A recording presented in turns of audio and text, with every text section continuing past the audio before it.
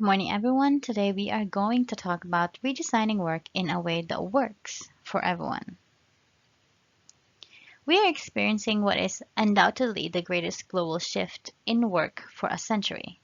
Our collective experience of the pandemic has created once in a lifetime opportunity to rethink what the workers among us want from work and our working lives, and those of us who are leaders want to encourage and institute within our organizations.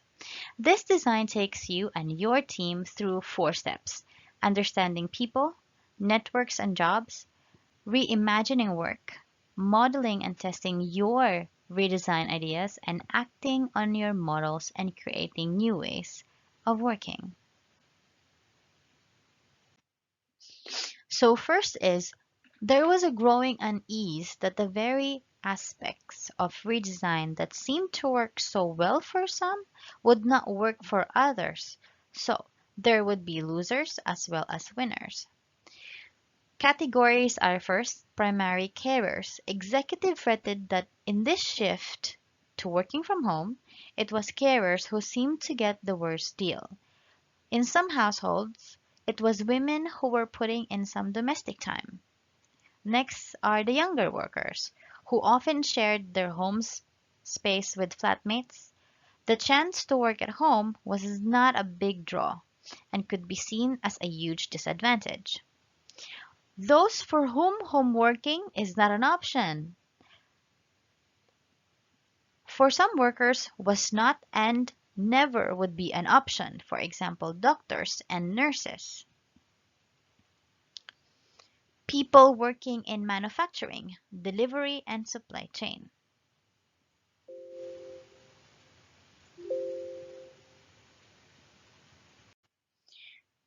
So in redesigning, there are tough decisions to be faced. It also has the potential to create significant possibilities for unfairness.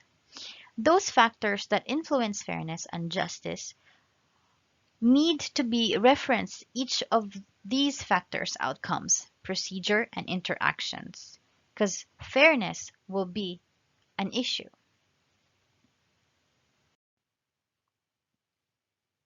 Next is while the redesign of work has great opportunities, it also has the potential to create significant possibilities for unfairness. So these questions usually are raised. Was the outcome fair? Was the procedure fair? Or was the interaction just and fair? It's hard to be fair because of these three factors. The outcome, the procedure are fair, and that interactions involved are empathic. So it's hard to deliver and ever more during the pandemic because many tough decisions were made at a time when the resources to make these decisions fair were stretched. Outcome fairness, the pressure to get things done. Skilled managers will play a central role in ensuring outcomes are fair, and there is much that can be done to assist managers both by restructuring their jobs and by providing much needed to support and development opportunities. Procedural fairness. During the pandemic, many workers were either temporarily or permanently laid off.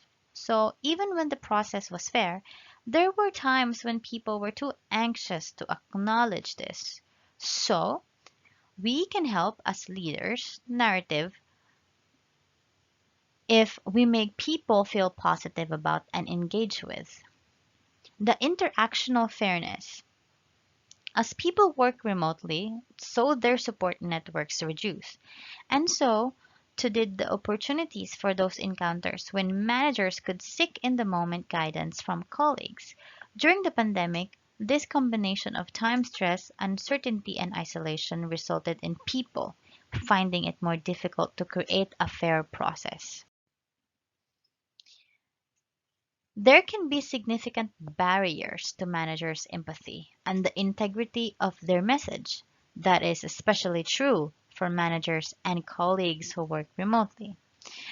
This means bringing employees together in ways that makes them feel connected, even in a virtual environment, and being more intentional about each of the factors of fairness. Engaging employees in conversation about the choices and trade offs they face, and acknowledging that in this time of uncertainty, the executive team won't always get it right.